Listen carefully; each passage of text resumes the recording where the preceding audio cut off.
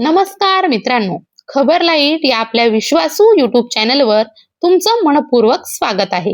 मित्रांनो, समजा उद्या सकाळी अचानक तुमच्या मोबाईलवर मेसेज येतो, तुमचं बँक खातं गोठवण्यात आलं आहे. तुम्ही घाबरून बँकेत जाता. बँक अधिकारी सांगतात तुमच्या खात्यातून सायबर फसवणुकीचे पैसे फिरले आहेत. पण तुम्ही म्हणता मी कोणाची फसवणूक केलीच नाही. मी तर फक्त एका व्यक्तीला मदत म्हणून माझे खाते वापरायला दिलं होतं. आणि इथूनच सुरू होतो तुरुंग, पोलीस चौकशी, बँक खातं फ्रीज होणं आणि आयुष्यभराचा मनस्ताप. मित्रांनो, आजकाल सोशल मीडियावर टेलिग्राम, व्हॉट्सअप आणि अगदी जॉबच्या नावाखाली देखील हजारो लोकांना एक ऑफर दिली जाते. काहीच काम नाही, फक्त तुमच्या खात्यात पैसे येतील, ते पुढे पाठवा आणि तुम्हाला कमिशन मिळेल. अनेकांना वाटतं यामध्ये काय चुकीचं आहे, पण याच पद्धतीने सामान्य माणसाला मनी म्युअल बनवलं जातं. आणि एकदा का तुम्ही मनी म्युअल झालात तर गुन्हेगार मोकळे फिरतात आणि पोलीस तुमच्यापर्यंत पोहोचतात. म्हणूनच आजचा हा व्हिडिओ प्रत्येक बँक खाते धारकाने शेवटपर्यंत पाहणं अत्यंत आवश्यक आहे. कारण आज आपण अगदी सोप्या भाषेत समजून घेणार आहोत मनी म्युअल म्हणजे नेमकं काय, गुन्हेगार लोकांना कसं जाळ्यात अडकवतात, कोणत्या चुका तुम्हाला थेट कायदेशीर अडचणीत आणू शकतात. आरबीआय आणि सायबर पोलीस वारंवार हा इशारा का देत आहेत, आणि सर्वात महत्वाचं, स्वतःचं बँक खातं आणि आयुष्य सुरक्षित ठेवण्यासाठी काय करायला हवं. म्हणून आजचा हा व्हिडिओ शेवटपर्यंत नक्की पहा. कारण शेवटी मी तुम्हाला अशी काही चिन्ह सांगणार आहेत जी ओळखली तर तुम्ही लाखोंचं नुकसान आणि मोठी कायदेशीर अडचण टाळू शकता. चला तर मग आजच्या विषयाला सुरुवात करूया. मित्रांनो, आता सर्वात आधी समजून घेऊया की मनी म्युअल म्हणजे नेमकं काय. मनी म्युअल हा शब्द ऐकायला थोडा वेगळा वाटतो, पण त्यामागचा धोका हा खूप मोठा आहे. सोप्या भाषेमध्ये सांगायचं झालं तर जेव्हा एखादी व्यक्ती स्वतःचं बँक खातं वापरून दुसऱ्या व्यक्तीचे किंवा गुन्हेगारी मार्गाने मिळवलेले पैसे आपल्या खात्यात घेते आणि नंतर ते दुसऱ्या खात्यामध्ये UPI वर किंवा वॉलेट मध्ये पाठवते, तेव्हा ती व्यक्ती मनी म्युअल बनते. अनेक लोकांना वाटतं मी तर फक्त पैसे ट्रान्सफर केले, मी कोणाची फसवणूक केली नाही. पण कायद्याच्या दृष्टीने हा विचार चुकीचा ठरू शकतो. कारण सायबर गुन्हेगार स्वतःच्या खात्यात पैसे घेत नाहीत, ते सामान्य लोकांची बँक खाती वापरतात जेणेकरून पोलिसांचा तपास चुकीच्या दिशेने जावा. म्हणून लक्षात ठेवा, तुमचं बँक खातं म्हणजे तुमची जबाबदारी. त्यातून झालेल्या प्रत्येक व्यवहाराची चौकशी सर्वप्रथम तुमच्यापर्यंत येऊ शकते. आता प्रश्न पडतो, गुन्हेगार लोकांना मनी म्युअल कसं बनवतात. ते थेट येऊन आम्ही गुन्हेगार आहोत असं कधीच सांगत नाहीत. ते वेगवेगळ्या आकर्षक ऑफर्स देतात. उदाहरणार्थ, घर बसल्या रोज 5,000 रुपये कमवा, फक्त तुमच्या खात्यात पैसे येतील, ते पुढे पाठवा आणि 10% कमिशन घ्या. तुमचे खाते काही तासांसाठी वापरायचं आहे, तुमच्याकडे UPI आहे का, आम्हाला थोडी मदत करा, किंवा तुमच्या नावावर बँक खाते उघडा, बाकी सर्व काम आम्ही करू. अशा ऑफर्स पाहून काही लोक विचारही करत नाहीत आणि लगेच होकार देतात. याच क्षणापासून ते गुन्हेगारांच्या जाळ्यात अडकायला सुरुवात होते. आता एक प्रत्यक्ष उदाहरण पाहूया. समजा रमेश नावाचा एक तरुण नोकरीच्या शोधात आहे. त्याला सोशल मीडियावर एक मेसेज येतो, पार्ट टाइम जॉब, रोज 10 मिनिटांचं काम, महिन्याला 40 ते 50 हजार रुपये. रमेश संपर्क करतो. समोरची व्यक्ती सांगते, काही अवघड काम नाही, तुमच्या खात्यात पैसे येतील, ते दुसऱ्या खात्यात पाठवा, प्रत्येक व्यवहारावर तुम्हाला कमिशन मिळेल. रमेशला पहिल्या दिवशी 500 रुपये मिळतात, तो आनंदी होतो. दुसऱ्या दिवशी 1000 रुपये मिळतात, त्याचा विश्वास वाढतो. काही दिवसांनी त्याच्या खात्यात लाखो रुपये फिरायला लागतात. त्याला वाटतं माझं तर नशीबच बदललं. पण त्याला माहित नसतं की हे पैसे ऑनलाईन फसवणूक, गुंतवणूक घोटाळे, बनावट लोन ॲप, OTP फसवणूक किंवा इतर सायबर गुन्ह्यांमधून आलेले असतात. काही दिवसांनी ज्यांची फसवणूक झाली आहे तो नागरिक पोलिसाकडे तक्रार करतो. सायबर तपास सुरू होतो.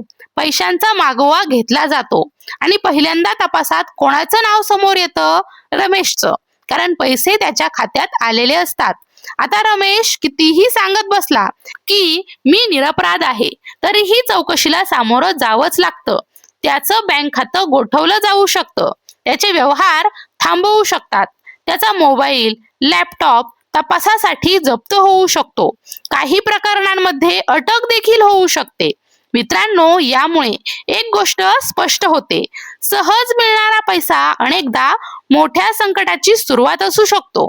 आता पाहूया मनी म्युअलचे प्रमुख प्रकार कोणते. पहिला प्रकार, जाणून बुजून मनी म्युअल. या प्रकरणात व्यक्तीला माहीत असतं की तो संशयास्पद व्यवहार करत आहे, फक्त पैशांच्या लालसेपोटी तो हे काम करतो. दुसरा प्रकार, फसवून बनवलेला मनी म्युअल. यामध्ये व्यक्तीला नोकरी, कमिशन, व्यवसाय किंवा ऑनलाईन कामाचं आमिष दाखवलं जातं. त्याला वाटतं की तो कायदेशीर काम करत आहे, पण प्रत्यक्षात मात्र त्याचं खातं गुन्हेगारी व्यवहारांसाठी वापरलं जात असतं. तिसरा प्रकार, विद्यार्थी आणि बेरोजगार युवक. त्यांच्याकडे सोप्या कमाईची संधी म्हणून ऑफर येतात. त्यांच्या खात्यातून लाखो रुपयांची उलाढाल केली जाते. नंतर संपूर्ण जबाबदारी त्यांच्यावर येते. चौथा प्रकार, ज्येष्ठ नागरिक किंवा कमी डिजिटल माहिती असलेले लोक. विश्वास जिंकून त्यांच्याकडून OTP, ATM card, net banking किंवा UPI ची माहिती घेतली जाते. नंतर त्यांच्या खात्यांचा वापर व्यवहारांसाठी केला जातो. आता सर्वात महत्त्वाचा प्रश्न, यापासून बचाव कसा करायचा. सर्वप्रथम, तुमचं बँक खातं कोणालाही वापरू देऊ नका.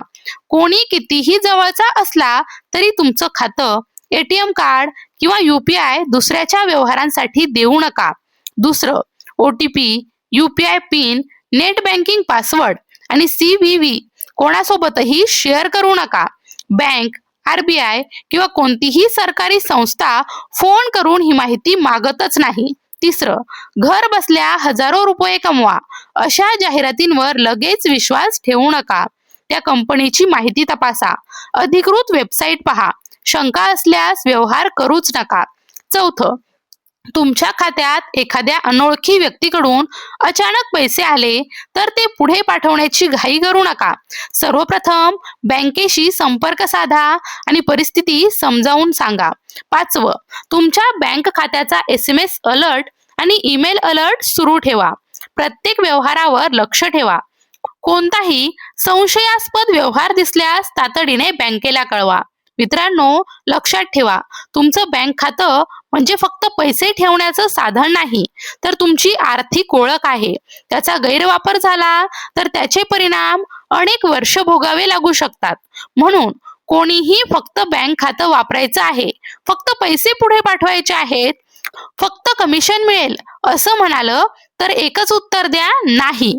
कारण काही हजार रुपयांच्या मोहापायी तुमचं नाव सायबर गुन्ह्यात येणं, बँक खातं गोठवणं किंवा कायदेशीर अडचणीत अडकणं हा कोणत्याही कमाईपेक्षा खूप मोठा तोटा आहे.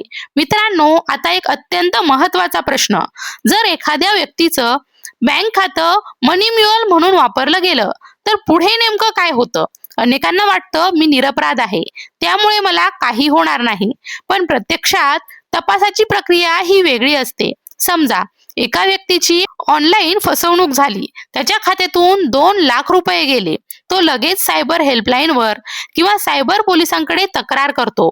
त्यानंतर तपास यंत्रणा त्या पैशांचा डिजिटल मागोवा घेते.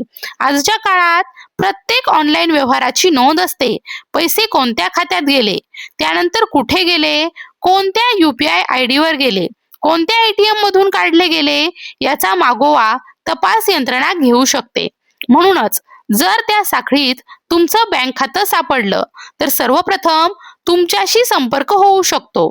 अनेक वेळा खातं तात्पुरतं गोठवलं जाऊ शकतं. तपासासाठी बँकेकडून व्यवहारांची माहिती मागवली जाऊ शकते.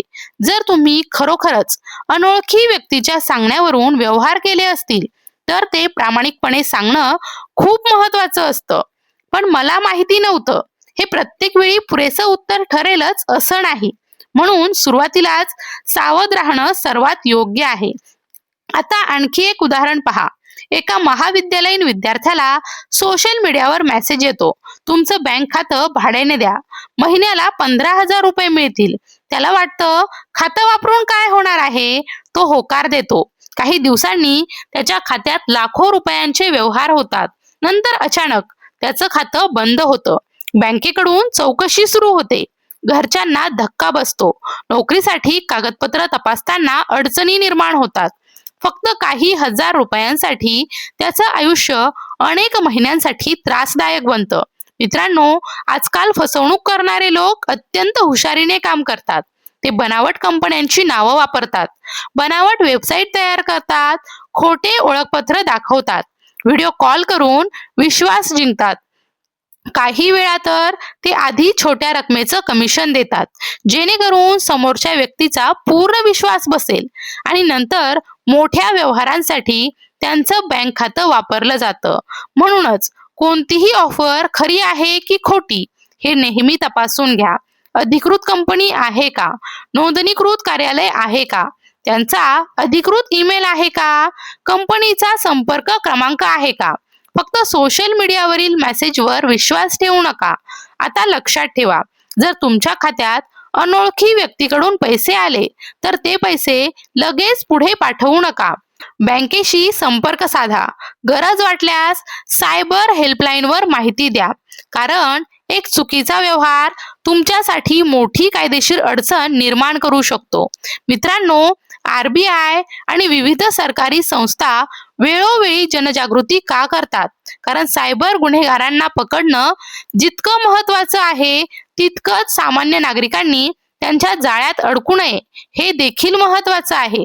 जर प्रत्येक नागरिक सतर्क राहिला तर अशा अनेक फसवणुका सुरुवातीलाच थांबू शकतात. म्हणून आजचा एकच संदेश लक्षात ठेवा, तुमचं बँक खातं तुमची जबाबदारी.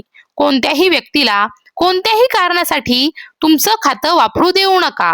OTP देऊ नका, UPI पिन सांगू नका, ATM कार्ड देऊ नका आणि सहज मिळणाऱ्या पैशांच्या मोहात कधीही पडू नका. कारण काही हजार रुपयांचं कमिशन काही दिवस आनंद देईल, पण एक चुकीचा निर्णय अनेक वर्षांचा त्रास देऊ शकतो. मित्रांनो, आजचा हा व्हिडिओ तुम्हाला उपयुक्त वाटला असेल तर तो फक्त स्वतःपुरता मर्यादित ठेवू नका. तुमच्या कुटुंबातील प्रत्येक सदस्याला, विशेषतः विद्यार्थी, बेरोजगार तरुण, ज्येष्ठ नागरिक आणि ऑनलाईन व्यवहार करणाऱ्या मित्रांना हा व्हिडिओ नक्की पाठवा. कदाचित तुमच्या एका शेअरमुळे एखाद्याचं बँक खातं, मेहनतीचे पैसे आणि भविष्य सुरक्षित राहू शकतं. आणि अशाच महत्त्वाच्या सरकारी योजना, कायदे, सायबर सुरक्षा, शेतकरी, नागरिकांचे हक्क आणि रोजच्या आयुष्यात उपयोगी पडणाऱ्या माहितीचे सविस्तर व्हिडिओ पाहण्यासाठी आपल्या खबर लाईट यूट्यूब चॅनलला नक्की सबस्क्राईब करा. कारण इथे आम्ही फक्त बातम्या सांगत नाही, तर तुमचे हक्क, तुमची सुरक्षा आणि तुमचं आर्थिक भविष्य जपणारी माहिती सोप्या भाषेमध्ये तुमच्यापर्यंत पोहोचवण्याचा प्रयत्न करतो. मी पुन्हा भेटेल अशाच एका महत्त्वाच्या आणि जनजागृती करणाऱ्या विषयासह. तोपर्यंत सतर्क राहा, सुरक्षित राहा आणि लक्षात ठेवा, तुमचं बँक खातं तुमची जबाबदारी. धन्यवाद.